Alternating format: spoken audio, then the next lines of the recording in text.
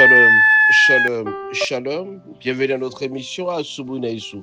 Moi, c'est le pasteur Bienvenu, Matenda Kibangala. Je salue toutes celles et tous ceux qui suivent régulièrement notre émission à Subunaïsou.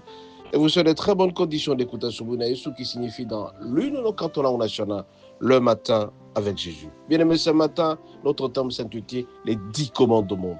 Le 10 commandements. Nous allons lire à cet effet Exode 20, du 1er jusqu'au 20e verset. Nous lisons au nom de Jésus.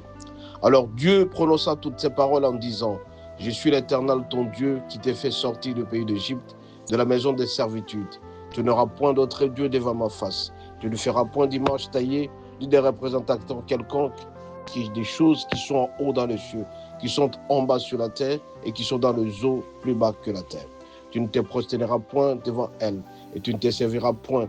Car moi, l'Éternel, ton Dieu, je suis un Dieu jaloux qui punit l'iniquité de père en fils, jusqu'à la 3e, 4e génération de ceux qui m'haïssent, et qui fait miséricorde jusqu'aux 1000 générations à ceux qui m'aiment et qui gardent mes commandements. Tu ne prendras point le nom de l'Éternel, ton Dieu, en vain, car l'Éternel ne laissera point impuni celui qui prendra son nom en vain. Souviens-toi du jour de repos pour te sanctifier. Tu travailleras 6 jours et tu verras ton ouvrage. Mais le 7e jour est le jour du repos de l'Éternel. Ton Dieu, tu ne feras aucun ouvrage, ni toi, ni ton fils, ni ta fille, ni ton serviteur, ni ta servante, ni ton bétail, ni ton travailleur. Car en 6 jours, l'Éternel a fait les cieux, la terre et la mer, et tout ce qui s'y trouve. Il s'est reposé le 3e jour. Le 7e jour, il s'est reposé.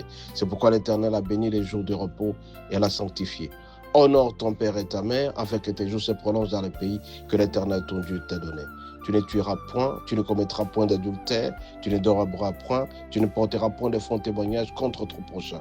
Tu ne convoiteras point la maison de ton prochain, et tu ne commettras point la femme de ton prochain, ni ton serviteur, ni sa servante, ni son bœuf, ni son âne, ni aucune chose qui lui appartient. Tout le peuple entendait les tonnerres et le son des trompettes. Il voyait les flammes de la montagne fumante. À ce spectacle, le peuple tremblait et s'éteignait dans l'éloignement. Il dit alors à Moïse: Parle-nous toi-même et nous écouterons, mais Dieu ne nous parle point, de peur que nous ne mourions. Moïse dit au peuple: Ne vous effrayez point, car c'est pour vous mettre à l'épreuve que Dieu est venu. Et c'est pour que vous ayez la crainte devant lui, afin que ne péchiez point. Bien aimé, ce sont les commandements qu'il faut à tout prix respecter. Toute personne qui se conforme à ces commandements, il se conforme aux principes et aux règles que Dieu a établies. Et celui-là sera heureux sur cette terre, il sera béni, il ne connaîtra point de problème et il sera très heureux dans sa vie. Respectez ces commandements, votre vie sera assurée. Soyez richement bénis, à la prochaine.